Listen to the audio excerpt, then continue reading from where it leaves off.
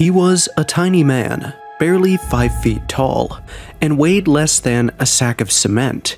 Yet somehow, he managed to lift and carve massive coral stones weighing tens of tons, completely alone. No witnesses, no machinery, just a locked gate, strange humming noises at night, and a structure so precise it still baffles engineers today. Built by one man, with no cranes, with no help. How did he do it? That question has haunted scientists and skeptics for nearly a century, and it's still haunting us. It was the early 20th century. A quiet man named Edward Leedskalnin arrived in the subtropical town of Homestead, Florida. He kept to himself, barely 5 feet tall, weighing no more than 100 pounds. No one paid much attention to him, just another drifter in a place full of sun and farmland. But Edward had a secret, and one day, when the dust settled and the gates opened, the world saw something no one could explain. There, hidden behind tall stone walls, was a sprawling complex, massive coral rocks carved, stacked, and arranged into gates, chairs, tables, and towers. Stones the size of cars, over 1,000 tons of them. And the strangest part? Edward had built it all himself. No help, no cranes, no machines, just one man working at night, completely alone. People were baffled. How could someone so small move rocks so big? There were no witnesses, no blueprints, just whispers, stories of magnetic forces, lost knowledge, or something more mysterious. Visitors started calling it Coral Castle. Some called it a miracle, others called it a hoax, but everyone agreed on one thing: it didn't make sense. Edward never revealed how he did it. He guarded his secrets closely, saying only that he understood the laws of weight and leverage. Then, in 1951, he died, taking the truth with him.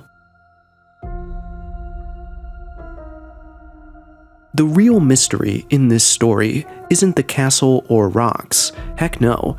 The real mystery is how exactly Leedskalnin built it. How did he move these massive stones? How did he position them with such precision? What was his method, and why did he keep it a secret? Leedskalnin was known for being fiercely private, almost to the point of paranoia. He never allowed anyone to watch him work, and he made it clear that he wasn't willing to share the details of his process. In fact, most of the time he worked at night, under the cover of darkness, as though he was hiding a secret from the world. This secrecy became one of the most defining features of the Coral Castle mystery. While others struggled to understand the practicalities of moving the massive stones, Leedskalnin remained steadfast in his refusal to divulge his methods. This deliberate act of withholding information only deepened the enigma surrounding the structure, and led to the birth of numerous theories that attempted to explain how he could have possibly managed such an incredible feat. It's no wonder that people have been captivated by Coral Castle for so long. Some say that Leedskalnin was simply an ingenious inventor who figured out how to lift these enormous stones using basic principles of mechanics, but others believe that he was using something far more advanced, maybe even something otherworldly. Some think he may have discovered the secret to levitation, tapping into a force that only a select few throughout history have understood. The idea of levitation is alluring, as it brings with it an element of the supernatural, the suggestion that there are forces at work beyond the bounds of conventional physics. And there's also the question of why he built it in the first place. I mean, why undertake such a massive project that spanned years to accomplish? Well, it turns out he did it for love. Leedskalnin was said to have built Coral Castle as a tribute to his lost love, a woman named Agnes, who he claimed to have been engaged to in his youth. The tragic tale of lost love adds another layer of mystery to the entire construction. According to Leedskalnin's account, he was heartbroken when Agnes jilted him just days before their wedding, and he poured all of his pain and sorrow into the creation of the coral castle. And I understand that. Heartbreak does that to people. It leaves you with so much pent-up energy that you can do anything. I remember reading a tweet where someone spoke of his heartbreak experience, saying he walked close to 10 miles. He just started walking to clear his head, and before he knew it, he had walked that far, something he knew he couldn't do normally. So for Leedskalnin, it was the Coral Castle. He once said that he built the castle for Agnes, but she never came to see it, and she never returned to him. This poignant story of lost love and a man's attempt to heal his broken heart forms the emotional core of the mystery. But even though there is a love story attached to the story, there were still some eccentricities from him that only add to the mystique of the Coral Castle. For instance, he never allowed anyone to stay in the vicinity of the castle overnight, and he would only work at night when the site was closed to the public. He was also known to keep a low profile, avoiding any unnecessary attention. Despite being a man of very modest means, he became quite a local legend, as people who saw him at work were astonished by the precision of his construction methods, the secrecy surrounding his work, and the fact that he was rarely observed in the act of building only fueled the rumor mill, giving rise to outlandish claims about his capabilities. Even after his death in 1951, the intrigue surrounding Coral Castle did not subside. Visitors and enthusiasts continued to speculate about Leedskalnin's methods, and many traveled from far and wide to see the strange monument for themselves. But even those who spent hours observing the castle and examining the stones were left with more questions than answers. In fact, the legend of Coral Castle has grown to such an extent that it has been incorporated into various pop culture references, with many fictional works such as the book Waiting for Agnes by Joe Bullard and Billy Idol's song Sweet 16 drawing inspiration from the mystery and intrigue surrounding the site. Despite all the theories and research, the true purpose and the methods behind Coral Castle's construction remain elusive. For over 100 years, this place has fascinated, mystified, and confounded those who come to visit, and it has become a symbol of mankind's desire to uncover the unknown. The enduring appeal of Coral Castle lies not only in its physical form, but also in its ability to evoke wonder and curiosity, drawing us back to it again and again, hoping that perhaps one day we will finally uncover the secrets hidden within its walls. Many people have tried to explain how Edward Leedskalnin built Coral Castle. Over the decades, dozens of theories have surfaced, some rooted in science, others spiraling into paranormal or metaphysical. Among the more grounded theories, some engineers and researchers believe Leedskalnin had an exceptional understanding of leverage, balance, and basic physics. They argue he used principles of mechanical advantage to lift and move the massive stones. This would mean he didn't need superhuman strength or advanced technology, just a brilliant mind and a deep knowledge of tools like pulleys, levers, and wedges. In fact, some old photographs show basic tripods made of wooden poles and chains lying around the property, and Leedskalnin himself spoke cryptically about using the secrets of weight and balance. However, even with this mechanical explanation, doubts remain. Moving a 30-ton block of coral with primitive tools seems nearly impossible, especially for one man. A man who was not only slight in build, but also reportedly suffered from health issues like tuberculosis. That just doesn't add up for a lot of people. And then there are the more unconventional ideas. Some suggest that Leedskalnin had discovered how to manipulate gravity or had tapped into an unknown energy force, sometimes referred to as anti-gravity or magnetic resonance. According to this theory, Leedskalnin wasn't just moving rocks, he was altering the very laws of nature to make the stones weightless. The term magnetic resonance in this context is very different from what physicists use when discussing MRI machines. Instead of referring to nuclear spin in atoms, coral castle theorists suggest Leedskalnin might have used some form of vibrational magnetic tuning, which is an unrecognized way of aligning frequencies to reduce an object's weight or inertia. Similarly, the anti-gravity theory posits that Leedskalnin found a way to temporarily cancel the pull of gravity itself. Mainstream science rejects this as pure fantasy, as no known method or material can defy gravity. But believers point to Leedskalnin's strange experiments with magnets and rotating flywheels, claiming these devices could generate unknown fields of energy, perhaps creating a localized area where the normal rules of physics no longer applied. According to this theory, Leedskalnin wasn't just moving rocks, he was altering the very laws of nature to make the stones weightless. This idea might sound far-fetched, but Leedskalnin himself hinted at something unusual. He once claimed he had discovered the secrets of the pyramids, and wrote pamphlets about magnetic current, not electricity as we know it, but some other force he believed powered the universe. He even built strange devices, like a flywheel attached to a gear system, which some speculate was a kind of magnetic generator or torsion field machine. Skeptics dismiss this as pseudoscience, but others insist Leedskalnin was onto something that science simply hasn't caught up with yet. Delving into Leedskalnin's personal writings only deepens the mystery. In his pamphlet, Magnetic Current, he discusses how magnets are not monopoles, but instead exist as opposing flows, north and south, which interact in dynamic ways. He describes electricity not as a single current, but as the result of two magnetic forces flowing in opposite directions. Now, to be honest, his theory was wrong.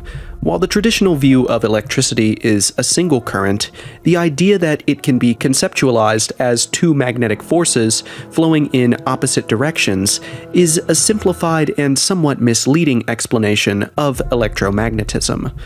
But I think he got it mixed up. All the pieces of the puzzle are present, he just had to rearrange them, which we all know in science, to get success, you have to be willing to fail multiple times. Because you see, electricity and magnetism are intertwined, but not by two forces in opposite directions canceling each other out like Leedskalnin thought. Instead, moving charges, aka electric current, create magnetic fields, and changing magnetic fields can induce electric currents. And maybe that's what he was doing, but couldn't find the right vocabulary to express himself well enough to be understood. He believed that everything, including matter and life itself, was governed by magnetic currents. To the average reader, the text is hard to follow, and reads more like philosophical musings than hard science. But there are those who argue he was describing real phenomena using the limited language available to him at the time. If Leedskalnin's ideas were correct, then perhaps he did uncover a form of natural energy or resonance that allowed him to counteract gravity, if only in small practical ways. Another theory posited by people is that Leedskalnin was able to achieve all these thanks to sound, or more specifically, acoustic levitation. This is the idea that certain frequencies of sound can actually lift and move objects. It's a real phenomenon observed in scientific experiments where small particles or droplets are suspended in air by standing sound waves.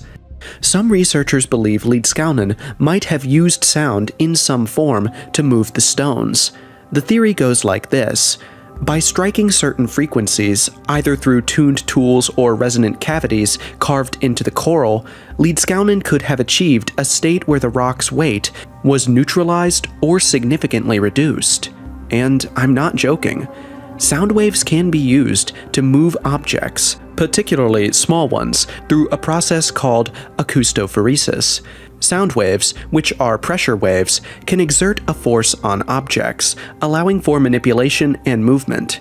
Sound is a wave that travels through a medium, causing particles to vibrate. These vibrations create pressure fluctuations, which can exert force on objects. The force exerted by sound waves can be used to push, pull, or lift objects, depending on the intensity, frequency, and shape of the sound waves. If this sounds familiar, it's because similar theories have been floated about the construction of the Egyptian pyramids and other megalithic structures. Stories of ancient builders using chants or musical instruments to move stones have circulated for centuries. In Tibet, there are legends of monks using trumpets and drums to levitate stones during temple construction. Adding to this idea is the strange acoustical property of the coral castle itself. Visitors have noted how sound seems to travel oddly through the stone structures. Whispers can be heard clearly across the courtyard, and musical tones created by tapping the stones produce harmonic echoes. Some believe that the very layout of the castle, with its crescent-shaped walls and oddly placed obelisks, may have been intentionally designed to harness acoustic energy. The castle isn't just a sculpture garden.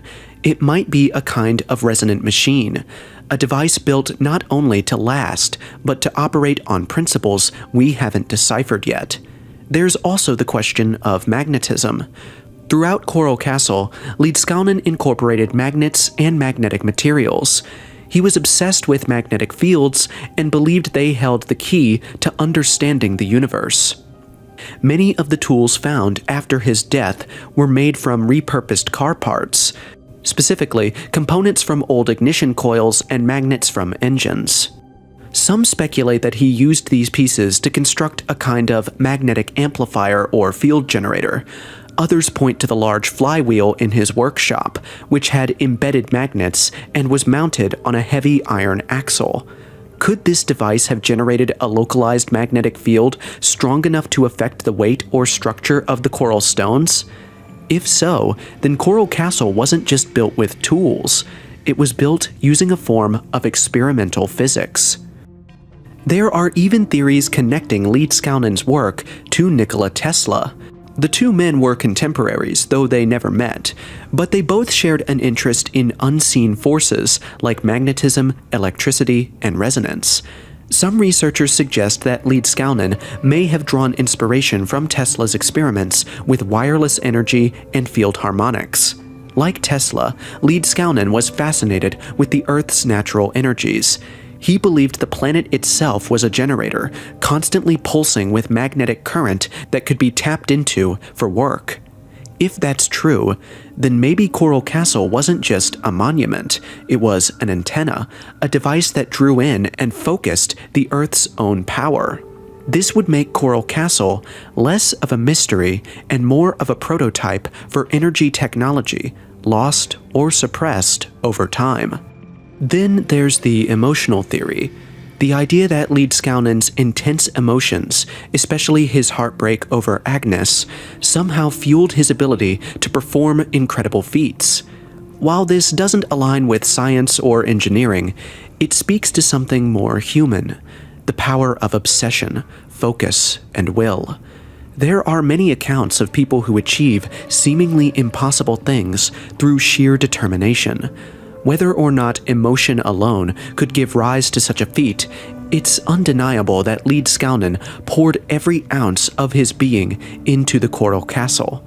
It became not just a home or sculpture garden, but a physical manifestation of his inner world, mysterious, complex, and eternally unresolved. Now, of course, not everyone is convinced by these more exotic explanations. Mainstream historians and scientists tend to dismiss the supernatural or speculative theories in favor of simpler ones. They argue that Coral Castle can be explained through traditional means. Leedskalnin was a clever, patient, and highly motivated man who used basic tools and enormous amounts of time to achieve his goal. After all, he had decades to perfect his craft and was under no deadline. He also had the benefit of working with oolite limestone, a relatively soft and porous rock that, while heavy, is easier to shape and move than granite or basalt. According to skeptics, the most likely explanation is the simplest. Edward Leedskalnin was a clever man who understood basic mechanics. He used tripods, pulleys, hoists, and rails to maneuver the blocks of coral. He didn't need anti-gravity, magnetic vortexes, or ancient Atlantean wisdom, just ingenuity, patience, and a deep understanding of leverage. In other words, Coral Castle wasn't a supernatural feat, it was a triumph of determination and DIY engineering. This view is reinforced by those who have studied Coral Castle with a practical, hands-on approach. Engineers and stonemasons who've toured the site have pointed out that many of the stones are not as tightly fit or precision cut as some of the legends claim. While the blocks are undoubtedly massive and impressive, close inspection reveals that many of them show tool marks, imperfections, and variations in alignment. Some gates drag on their hinges, some walls aren't perfectly straight. These details are, of course, glossed over in more sensational accounts. To critics, this is clear evidence that Leedskalnin didn't possess some magical or advanced technology, he just worked with what he had and accepted a margin of error. The romance of the story, they argue, has overtaken the reality of the work. There's also the issue of myth inflation. Over the decades, stories about Coral Castle have been passed around and exaggerated, like a game of telephone. A stone that took 2 weeks to move becomes one that floated into place in an afternoon. A pulley becomes a magnetic field generator. A clever trick becomes a supernatural phenomenon. The media has also played a big role in this. TV documentaries and YouTube channels often lean into the mysterious aspects of the story because it's more entertaining. The narrative of a heartbroken genius unlocking the secrets of ancient levitation techniques is simply more captivating than the reality of ropes, levers, and sheer determination. Even the Coral Castle Museum, which operates today as a tourist attraction, leans into the mystery because it's good for business. Visitors are often drawn not just to the architecture, but the story, the unanswered questions, the cryptic quotes, the aura of the unexplained. It's become a place where myth and reality blend seamlessly. And that's okay, as long as we recognize the line between wonder and evidence. The myth makes Coral Castle legendary. The real story, while less magical, is no less impressive. Skeptics also point out that Leedskalnin was not as secretive as people make him out to be. While he did often work at night, there are documented accounts of local kids spying on him from the trees.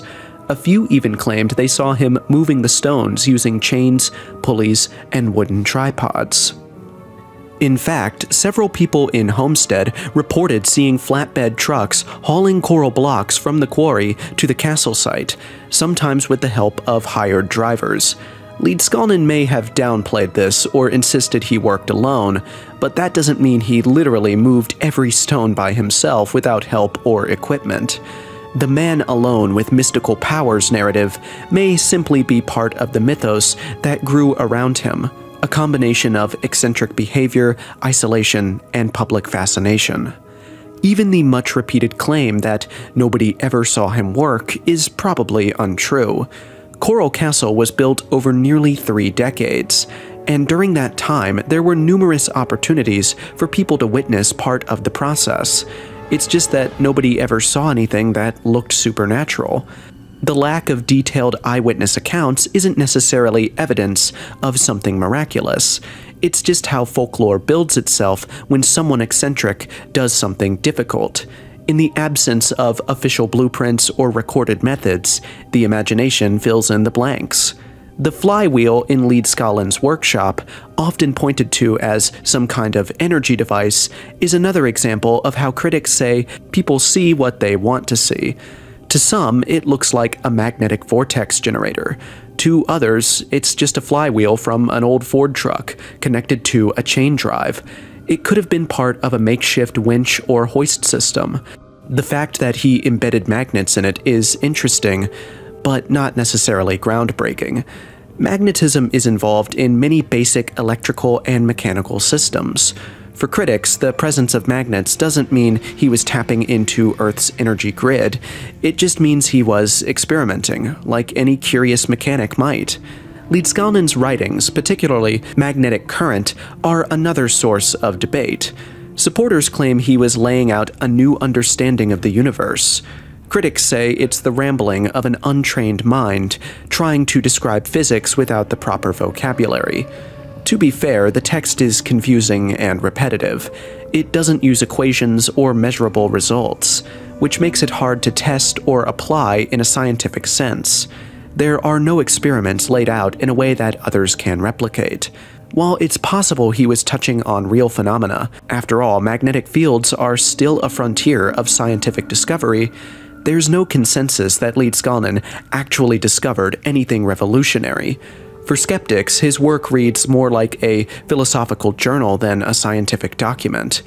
And then there's the theory that Leedskalnin tapped into ancient or lost technologies, a favorite among conspiracy theorists and alternative historians.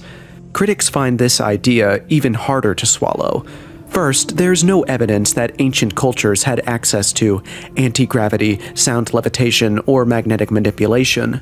The theory usually relies on a string of coincidences and speculative connections between distant cultures, often ignoring historical context and scientific rigor.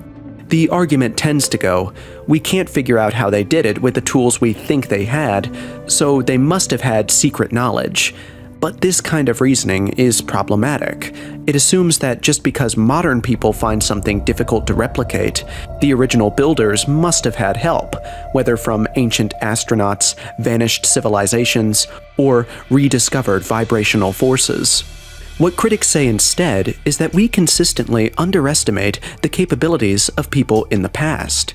Human beings have always been innovative, especially when survival or a deep emotional purpose is on the line. Given enough time, a strong motivation, and a solid understanding of materials, even a single person can do amazing things. Coral Castle, in this view, is a product of patience, passion, and persistence, not pseudoscience. Leedskalnin's heartbreak over Agnes may have fueled him emotionally, but it didn't grant him access to universal secrets.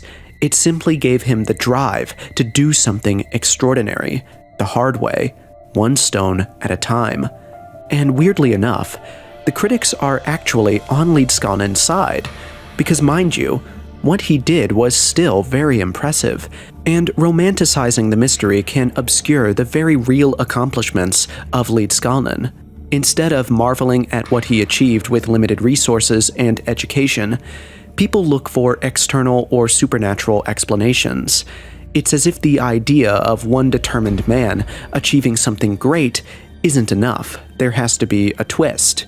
For critics, Leedskalnin's greatest accomplishment isn't that he defied physics, it's that he mastered it in his own quiet way. He turned heartbreak into sculpture. He turned loneliness into architecture. He didn't wait for anyone to help him. He didn't ask for permission. He just got to work. And in doing so, he left behind a monument, not just to lost love, but to human potential. And yet, even with these explanations, there are many who still feel the story doesn't quite add up. Why all the secrecy? Why did he work only at night? Why are there no records of his methods, no eyewitnesses to his greatest feats? The lack of clear answers has allowed Coral Castle to become a kind of Rorschach test. People see in it whatever they want to see. For engineers, it's a puzzle. For spiritualists, it's a temple. For conspiracy theorists, it's evidence of hidden knowledge. And for romantics, it's a love story carved in stone. That's what makes Coral Castle so compelling. It's not just a monument of stone, but a mirror of human curiosity. We project our ideas, our fears, and our hopes onto it. And as long as the mystery remains unsolved, it will continue to inspire wonder, debate, and fascination.